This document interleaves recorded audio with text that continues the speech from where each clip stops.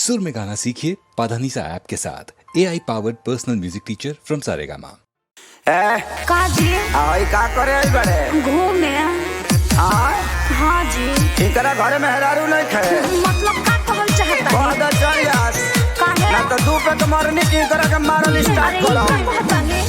सरुआना ना तो हमरा ना चले काहे जी भगाओ भगाओ अरे जल्दी किसी आई मोर काहे सब करतानी राजा जी रउआ शिवा के हुले ले नहीं खे माजा अच्छा जी सी हई हम ना जी ना बुझला सुनी ना काहे सब करतानी राजा जी रउआ शिवा के हुले ले नहीं खे माजा जी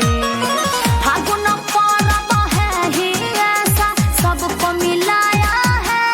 सचमुच मेरे पीछे पीछे शायद तुमने चक्कर चलाया है क्या इसीलिए होली में साढ़ू दारू पीने आया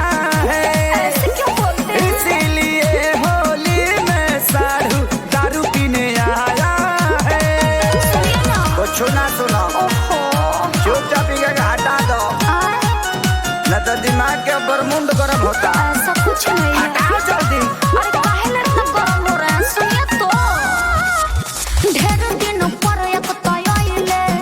मिठाई चार के जिलैले रवा पानियो न पिए बिहानी खिसिया के उ दुआरा गइले अच्छा ऐसे ना करे के चाहिए अरे जाना तानी वीडियो कॉल पर बात करेलू नहीं हो रहेलू तो जाके मुलाकात करेलू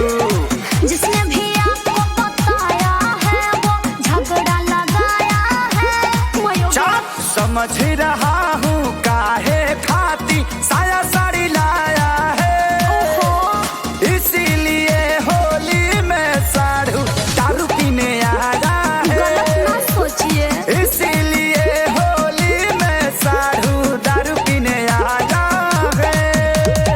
हल्ला नहीं कीजिए देखो का इनका के हटा दो न तो सड़ुआना न तो सड़ुआ दे बिका के ए खिसिया मत होली बजाए देना जाई बाहर राजा के मनाई संगे बैठ के कुछ बतियाई जदी फोन कर दी है दीदी लगे तो हमनी पर खिसियाई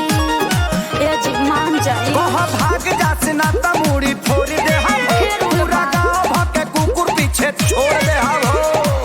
वो तो अपने साधु भाई का फर्ज निभाया है बिलीव में श्याम देहाती आजाद पंकज साथ लिया आया है का हो गए इसीलिए होली में साढ़ू दारू पीने आया गलत है मत बोलिए समझे ना इसीलिए होली में साढ़ू दारू पीने आया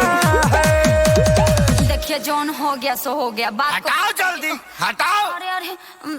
बात मानिए देखिए अब सब खत्म हो गया अब चुपचाप रहिए।